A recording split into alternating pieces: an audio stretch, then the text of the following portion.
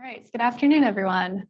It's great to be back in person and getting to actually see and engage in dialogue with people that are all nerds in the same way. I don't know if you guys feel like that, but it's really exciting. So all of us here today in some way are trying to solve the wicked problems of healthcare, and there are many, as we know. I think no matter where we work, where we're from, where we live, all of those places around the world have some type of problem in healthcare that has opportunity for improvement.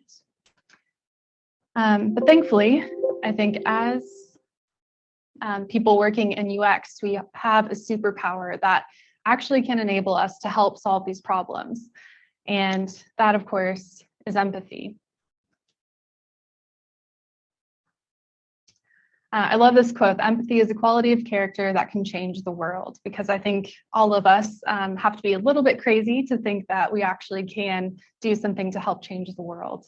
And that's exactly what we need if we're going to improve healthcare and patients' lives for everyone.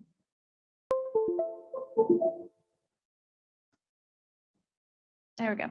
All right, so my name is Jody. I work for Cerner, which is a healthcare technology company, mostly building EMRs or EPRs, the electronic medical record or patient record.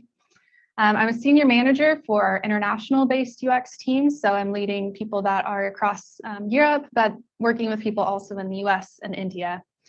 I moved here to London about 4 years ago, but had been living in Kansas City, where our company is headquartered. We're focused on delivering quality care for patients and communities through software.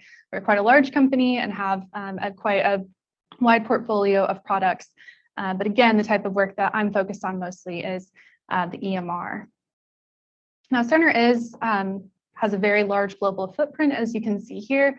We're in 6 continents and are working in over almost 90 different languages. I've been with the company for almost 8 years, and especially when I was working in the US, I noticed that we were very kind of US-centric. I always wanted to learn more about our users in different countries, and knew that we were deploying things in different places, but weren't necessarily considering those user requirements, understanding those workflows, the regulations in those places, things like that. And often those things would kind of get deprioritized or moved to phase 2. And that was always quite frustrating for me. And so I wanted to understand, more about our users around the world and see how we can make their lives better as well.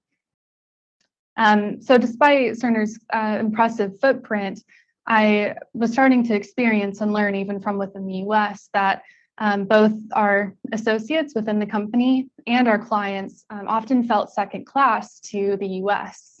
So those, we have from Australia or even Canada, Europe, no matter kind of where they are, in some way they felt a little bit second class. And I've been passionate about wanting to fix that for many years.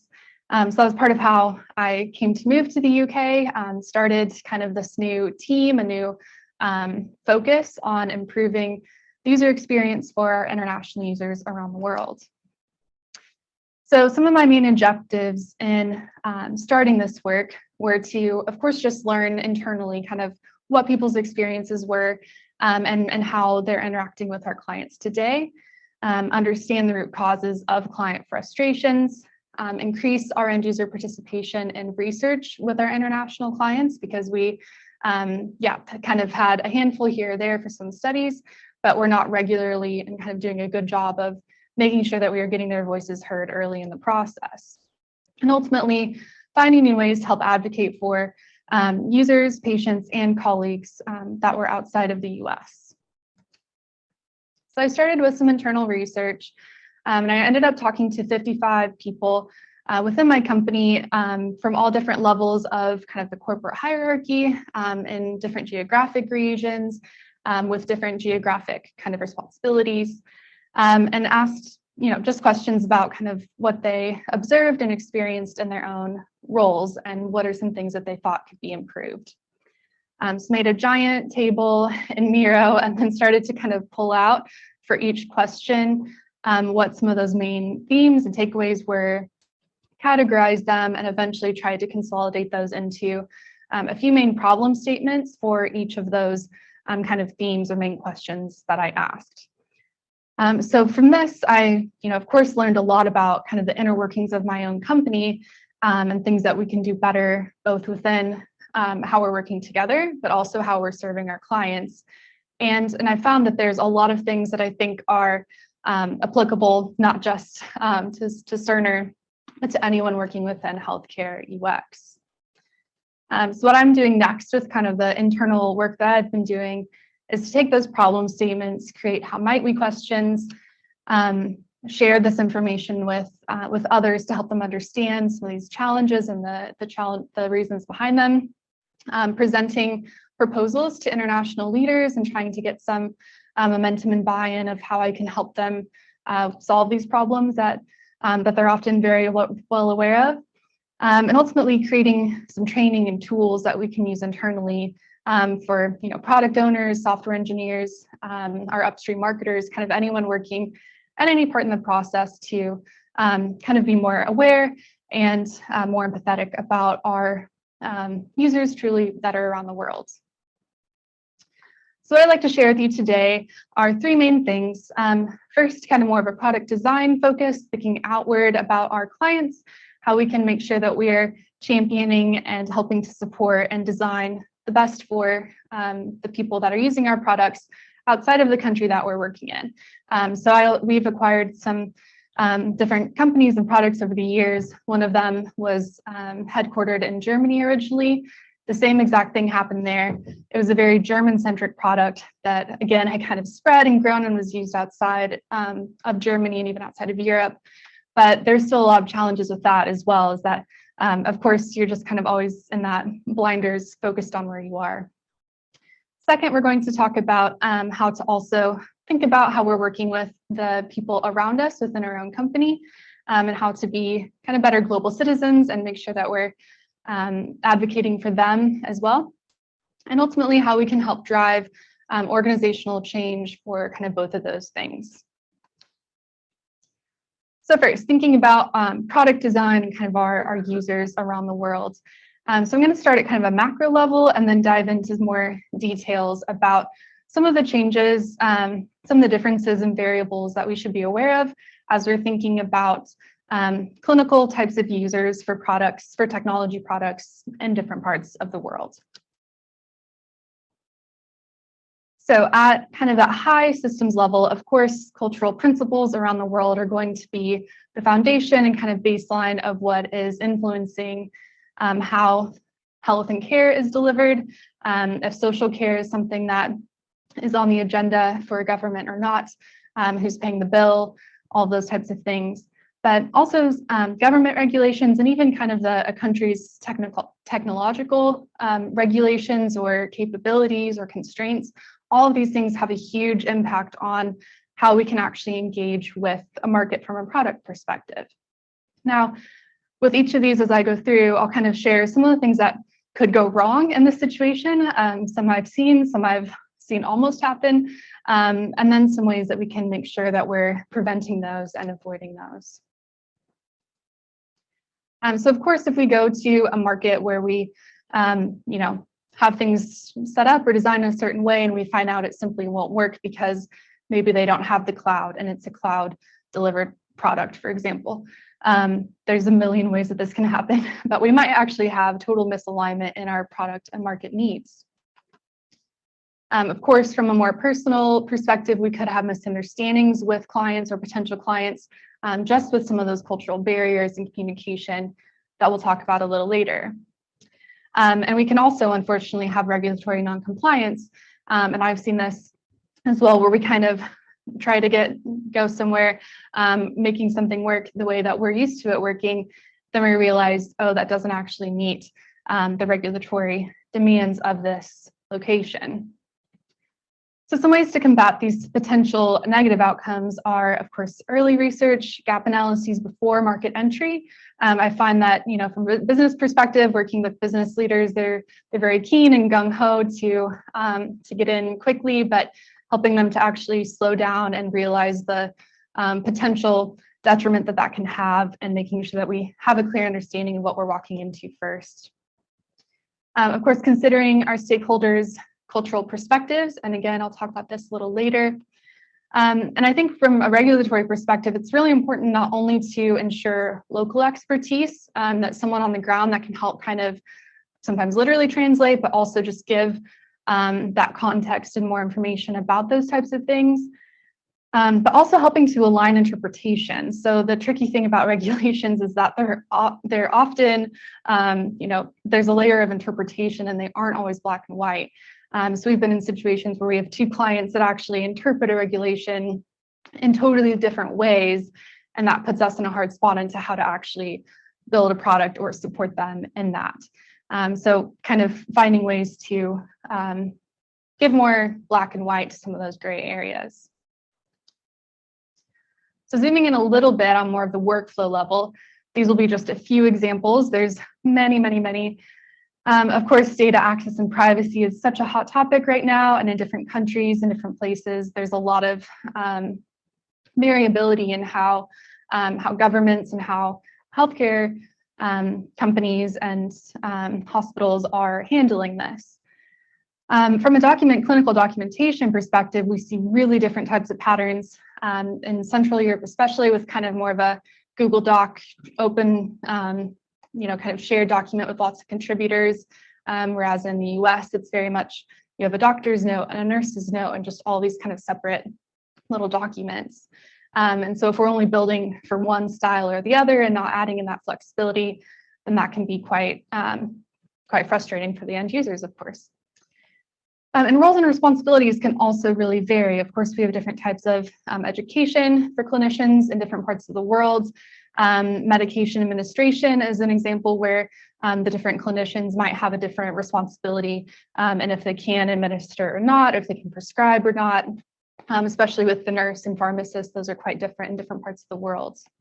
And again, of course, depending on how the health system is set up, who is actually paying the bill, what is that process looking like, what information is captured along the patient journey to make sure that that is done correctly. All of that has huge implications on what we're actually designing. So a few things that can go wrong here are we might totally miss functionality that's necessary, or we might have kind of bloated workflows with useless functionality for end users. And that's just one example of something that's going to be really frustrating for users that are in this multiple times a day, every day. But at worst, we could actually have patient hazards or medical errors coming from these types of things that are either missing or added in unnecessarily. So some ways that we can help combat these types of potential negative outcomes. We really need to depend on our human factors research at this point. Cognitive walkthroughs, workflow comparisons, research to not only validate usability, but usefulness. This has been a really big topic within Cerner lately, helping our product owners actually kind of challenge the idea of what they want to build and if that is going to solve a problem that needs to be solved. So we've had some wins lately where we're actually helping product owners say, actually, we were told to do this as a project, but we see that this isn't going to help the real issue, or this is kind of unnecessary for what we're going to do. So let's not waste the time and energy of doing that. So usefulness before we actually have something kind of built. And finally, if any of you work on a medical device, you'll be very familiar with the different types of regulatory processes and steps that are necessary to go through that. But all of these things help to mitigate risk, acknowledge what risk there potentially is, and making sure that we're designing for safety in everything that we do. So now on the detailed level, again, these will be just a few examples. There are so many that we could go into. Of course, we're all familiar with different date and time systems around the world, and the formatting and the potential issues that can come with that. But I think graphics and symbols are something that's often overlooked. We have some really old software that has some really goofy kind of 132 icons that, some engineer in the 80s was like, I'll choose this one to represent, a urine sample or something. And this is a real one. I think it looks like a pizza box. So everyone always has this joke about the pizza box icon. But of course, that just doesn't, if you've been using the software for 20 years, you kind of learn that. But if you're a brand new user in a different country and have no idea what that means, it just hits a brick wall. And of course, translation, terminology, these are some really big things as well. I've seen an example where we're working on a medication administration tool in Swedish, and there was a clinician who caught a word that was translated. We have a team of translators that have, some clinical knowledge as well. But there was a term that was about medication administration. So we're talking a pretty high risk, type of area. And it would actually translate as a verb or a noun, depending on the context. But that would totally change the way that that was interpreted by the user. So things like that, might seem at first glance like it's in Swedish, we're good. But having that kind of deeper look and making sure that we're really understanding what we're doing. Misinterpretation of dates, times, icons, etc. So classic example, if you look at a date format that's 1/9/2022, is that January 9th or September 1st? And if we're looking at a lab results or a medication order or something, that can actually have quite significant consequences. And I think all of these things, especially at that kind of small detailed level, these just kind of grate on our users over time, and it makes it feel like the product is not designed for them or not really inclusive of their needs. So I think, again, with that first example, kind of making sure that we have experts checking things throughout the process and that we're really doing that thorough, deep look. Internationalization is, when we're talking about modern technology, this is something that's standardized and a lot more common now, but a lot of our software, we're kind of modernizing very old legacy solutions that it's not flexible, and it's really hard to kind of retrofit these types of things in later. But there's a lot of potential issues that can come from that. And I think another thing that I've found as I've worked with clients in different parts of the world is that in a lot of ways, they give us so much grace and are really patient with us. But they also just want to be heard. And so, they might understand, okay, this is old software. It would take you 5 years to change that, and it doesn't make sense until we just, replace it with something in another 5 years. But just giving them that opportunity to give feedback and be heard and feel like we actually care can go such a long way in helping to combat some of these types of challenges, especially those little things that they kind of have to deal with every day.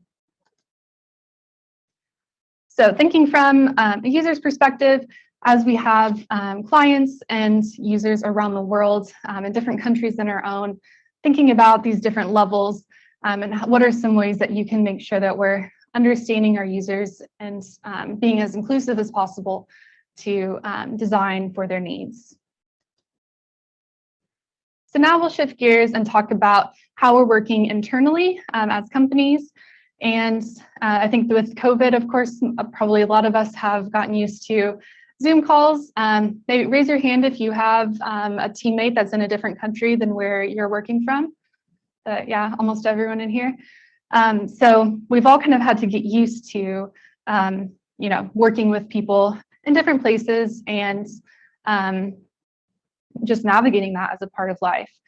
So similarly, we'll talk through 3 different areas of how we can better relate and support one another as we're working together to support our clients and users and solve these big problems in healthcare. So there are many cultural variables. These are just a few examples. There's so much great research out there and a lot of really great literature if this is something that you're interested in. But just a few kind of high-level cultural differences that we have just as people are, kind of the value or focus of the individual versus group, uncertainty avoidance, power distance, things like that. And if we kind of, are unaware of these things, we're not only missing kind of opportunities to learn and grow and appreciate people and kind of where they're coming from and what motivates or kind of pushes them. We might also lead to have assumptions and misunderstandings about others that can be really hurtful. And at worst, we could actually offend and insult people by accident if we don't understand kind of the values or the inherent principles of what drives them and kind of their day-to-day behavior. I think that the best way to combat this is just to, again, going back to empathy, just asking questions and being interested in, the new person on your team that's just started who's in, India, and maybe you've never met anyone from India before. So asking what their day looks like, what is it like to go to the grocery store or sit in traffic or whatever it is. But there's a lot of research that you can do on your own as well to learn.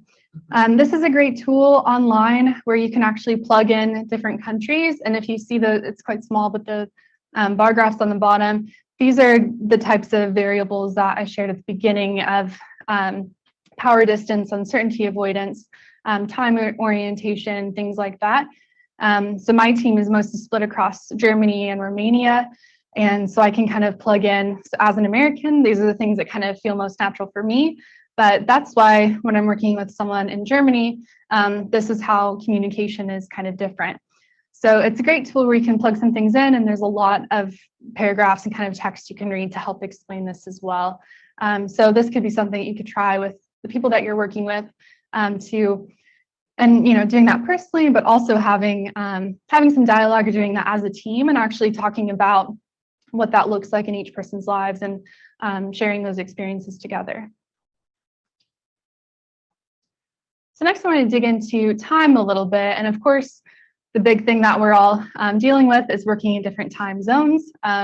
If you've ever had to, get up really early or stay online really late for a call, you've definitely experienced this. But there's a lot of other factors that impact kind of how we're finding time to connect with people as well. So in the Middle East, for example, their work week is not actually Monday to Friday. Their weekend is totally different. And so when you're scheduling a meeting and you don't realize that they're actually off work on a certain day, that can be quite frustrating. And of course, we have different holidays in all countries, and even within a country, there's Germany, for example, has all the different states, and then those all have their own kind of unique holidays as well. And those are opportunities to, again, kind of ask questions and learn about someone's culture.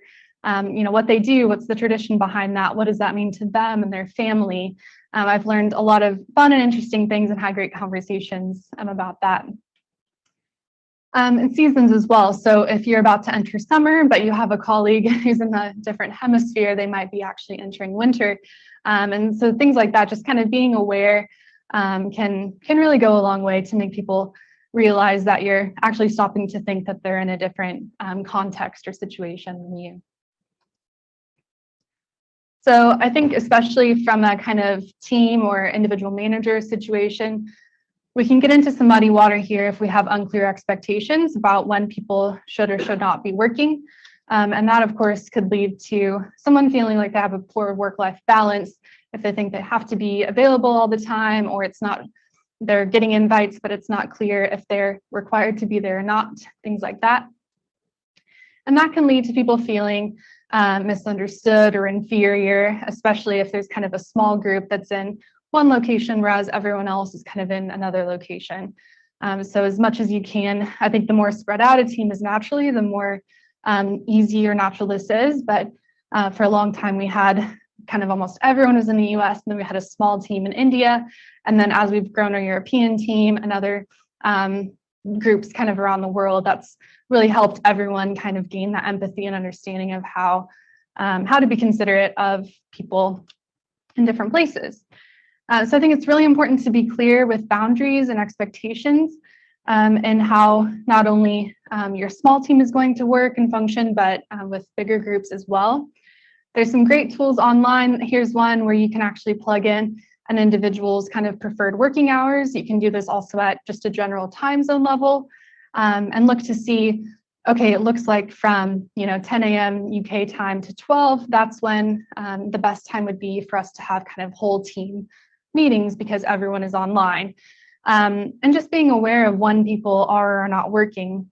I think it goes a long way when you send a meeting invite. If you say something like, hi Jody, sorry, this is a little after your working hours. Great if you can join, but if not, don't worry, we'll record it and you can get back to us with any questions. Or sorry, I know this will go a little late, but it'd be really, really helpful if you could come because this is a really high pressure topic. So just stating that and being clear and not making the person kind of guess or try to try to decide for themselves can be really helpful. So lastly is communication. And again, there's lots of different variables here. And this isn't necessarily even just kind of a region to region or country to country level, but even personality to personality. Of course, we all have different styles of communication and ways that we do that. And there's some great kind of corporate tools for helping to go through that with a small team and talking through those together, which can be really helpful. I think that as a native English speaker, I often take for granted that a lot of people I work with don't speak English as their native language, and they do so well. They sound so professional, and so sometimes when I realize that, oh, they turn off and go to lunch with their partner and then come back, that they're actually speaking another language. But that actually can, I know that sometimes people I work with might feel a little bit insecure about their grammar or certain words that they're using. They might feel kind of embarrassed if they make a mistake. So trying to come alongside people, understanding how you can support them. Some people like to be corrected. They're like, I want to learn. If I say something goofy, please tell me so I don't do it again. Others are, would rather kind of just be oblivious to that. So I think just trying to individually meet people where they are and support them with that. We might have kind of cultural inside jokes or certain sayings or things that just simply don't translate and don't really make sense. I actually really enjoyed learning those in different languages and different cultures. And there's usually kind of something that's somewhat related in English as well. But just kind of being aware of those things and trying to be as inclusive as we can with how we're communicating to each other.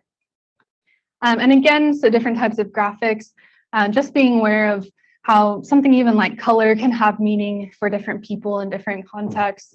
And of course, icons and different symbols can all have a really big impact on how people feel with how we're communicating with them. So some things that can go wrong here, like I said, maybe you have someone who feels a bit embarrassed or insecure. At worst, we might accidentally offend someone by something that we say or do. But I think over time, these types of things can lead to people feeling kind of disengaged, or that their company is kind of a culture that just doesn't really include them. And that's really sad and really dangerous. So something that some of the people on our international team have done, which I think was amazing, is create this document kind of based on where we have offices around the world to help give guidelines for improving communication, both at kind of the corporate email level, but also in individual conversations. So I think, again, just kind of being aware of some of these variables and factors that we've talked about to just make people feel like they're cared about, that we're interested in learning, even though, it might be different from what we're used to. So as we're working with people in our own company around the world, these are some things that we can think about for how to make sure that we're being empathetic and caring and learning about those around us. And ultimately, all of this will help make us more effective at solving the problems that we all have a desire to fix together. So I'd like to close just with some kind of logistics about how to actually try to make some of this change happen in your own organization.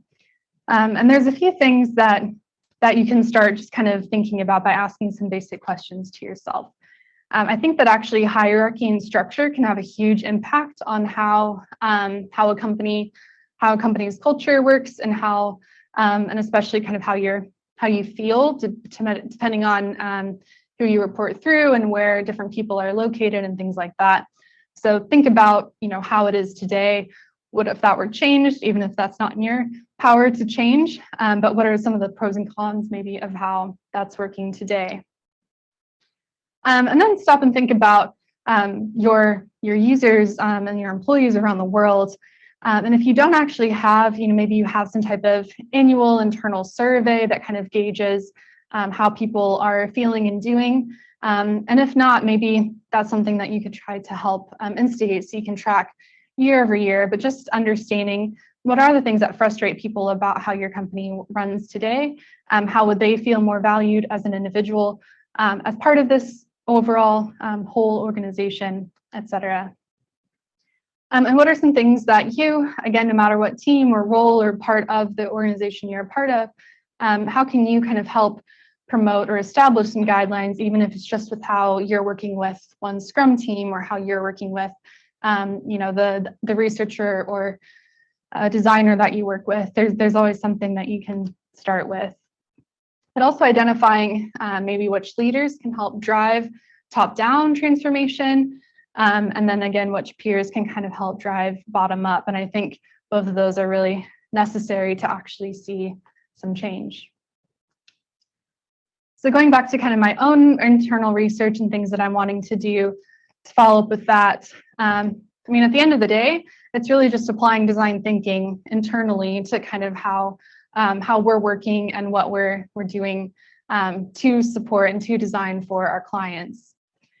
So again, as I'm taking kind of these main problem statements, creating how might we questions, and then giving proposals for how I could actually try to offer something to help move the mark on certain challenges.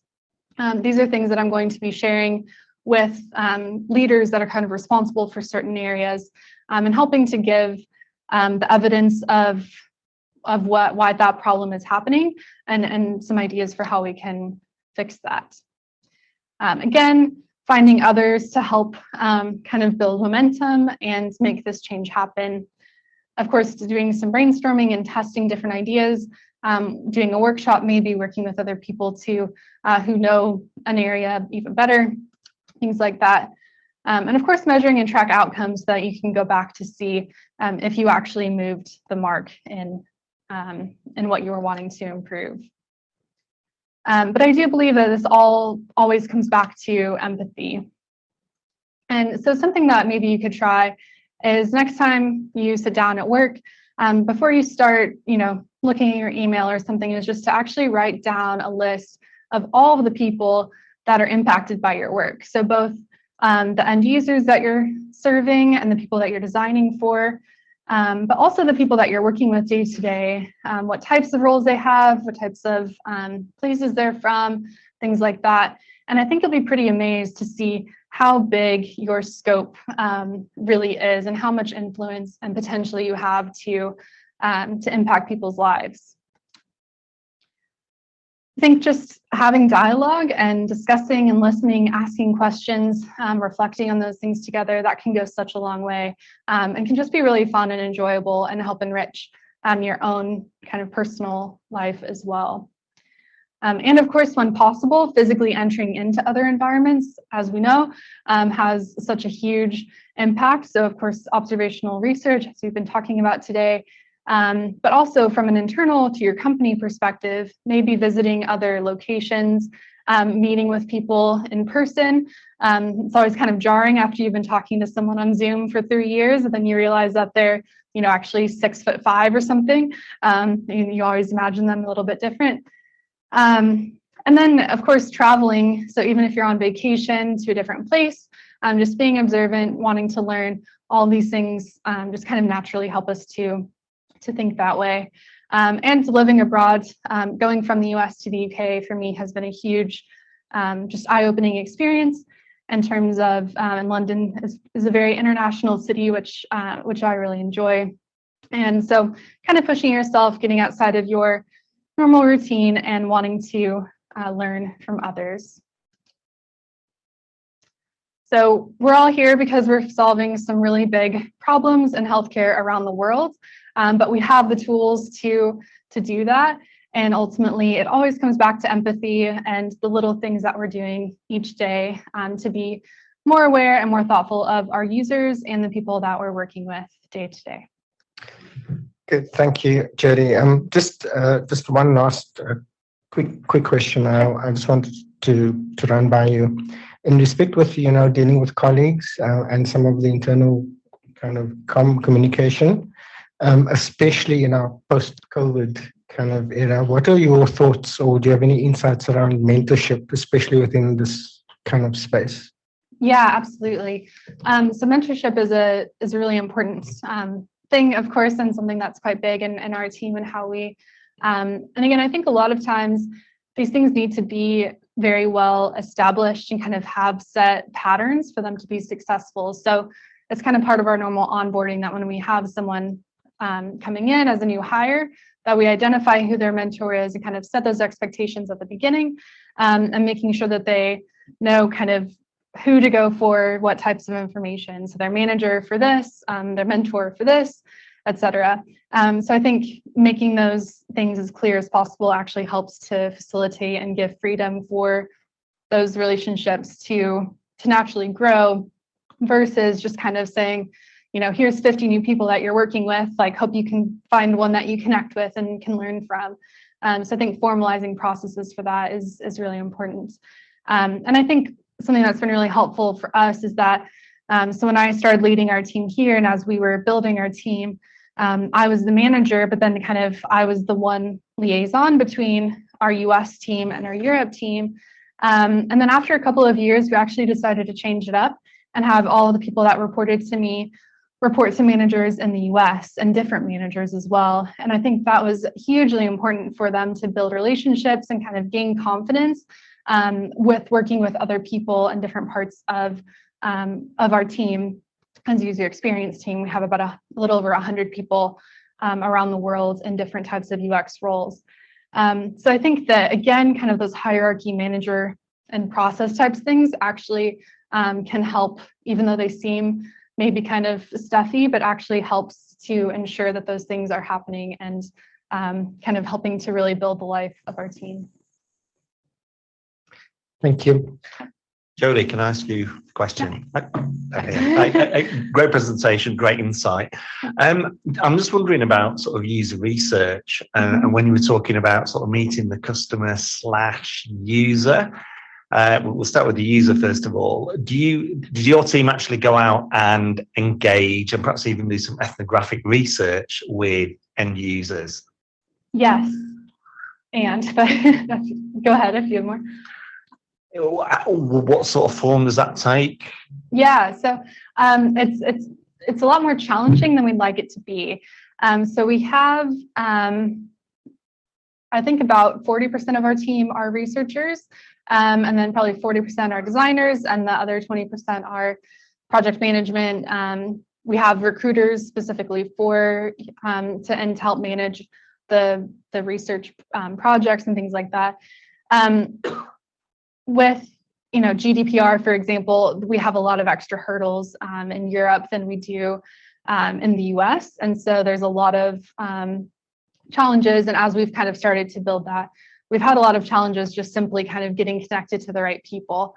So I've done a lot of research internally to find who the kind of internal business gatekeepers are with our different clients, the people that actually have the relationships with hospitals and know who the people are that we can say, hey, this is what we're trying to do. Can we, come and talk to you or come and see what it's like? Because if we just kind of, getting to the right people is the most challenging thing that I've found. We're actually hiring researchers and a program manager here in the UK to help us improve that for Europe specifically right now. So I think that some things that we've done when we haven't been able to really get that true physical personal research that we've wanted is we've relied a lot on internal SMEs. So we have a lot of clinicians that are hired by Cerner all around the world in different places. And so, they have experience. A lot of times they're still practicing part-time as well as working for Cerner part-time, for example. And we also have monthly calls with different communities of clients and things like that. So we have some other kind of established things that we can use if we can't actually get kind of on the ground to do what we want to do. But that's, one of my big things this year is to try to improve that even more. Yeah, so I guess a couple of observations here. One is that having come from a sort of a big organisation, digital organisation which employs clinicians, is that quite often there's a conflict of interest in terms of you can't beat the hand that's feeding you, so to speak. And secondly, with a lot of big corporations, engagement with the end user or with the user usually stops at the board level or the senior management level, i.e. it never gets as far as to the actual people that are using the product. It usually stops at the directors, at the accountants, etc. So I guess all I'm saying here is it's trying to underline the absolute need to get your folk on the shop floor and actually work alongside the users and understand that, the pain, and even plugging into some of the stuff that we discussed yesterday about the co-design stuff. The best people to actually design a lot of these solutions are actually the clinicians themselves. Absolutely. Exactly. And yeah, we have different, screeners and things like that to make sure that they're, the researcher is kind of establishing what are the requirements for a participant before they join to, make sure that they're actually on the floor X amount of time, that they've been working with this amount of years of experience, things like that. But absolutely, that's the biggest challenge is kind of working through the bureaucracy of how to get to the people that we really want to hear from. And a lot of that kind of client relationship building comes over time, I think, to help them see what it is that we're doing. In some countries, we are allowed to give compensation or some type of benefit, but in some we're not. And so we're really just relying on the goodwill of them to see the value of spending an hour to go through a study with us, for example. So yeah, but that's something that's very much a work in progress to keep improving. I have a question I would like to talk about the time zone that you mentioned, that people on several time zones, that's something that I experience every day as, our team is mostly in Finland, but we also work very often with people in the US. So basically it's like people I need to interact with the most daily, and we have like 2 hours of common working hours. So basically the end of afternoons are very busy for me, and we even have people that start sometimes their meeting at 6 a.m., which is horrible. I don't know how they do that. Yeah. And I believe that one solution to that is to communicate more asynchronously. And do you have any experience around that, how to make people take the habit of communicating asynchronously internally instead of having the reflex of setting up meetings for everything? Yeah, that's a great point, and great question as well. I think that we're starting to experiment with that a little bit more ourselves too. And I think, so one example is we do something called a UX town hall, usually once a quarter. And that's where typically we'd have in the past, like an entire day when we were all in one place, we would just have the whole day and get to be together. And then we kind of reduce that to half a day. But, if you were in Europe or India, that's either your whole evening or your middle of the night or something. So we kind of have kept adjusting that because it's an important place where leadership is giving updates and we're having just kind of general information sharing. But a lot of that doesn't actually have to be live or when it's not like very much of a dialogue. So I think, with that idea of, I've seen actually where companies will draw out those kind of time zone graphs and be very specific about these hours of times are for, small teams to be having their stand-ups or to be actually having those dialogue types of conversations. And then if it's something where you're just listening, it can be outside of those hours because then you can listen to the recording the next day or something. So with our town hall this last time, actually, my manager had the great idea to, we all pre-recorded a lot of content and said, at whatever point in your day, before that, just make sure you listen to this 2 hours worth of information before this point, and then we're going to come together for a Q&A. So it's like during the hours that everyone actually is online, that's when we're kind of being most efficient to make sure that we can have that dialogue then. But I think it's a great point and something that we can keep experimenting more with of what do we use email for versus chat for versus meetings for, and how are we making the best use of everyone's time. Probably worth a design workshop to kind of dig into that more. Thank you. Great. Thank you, Jody.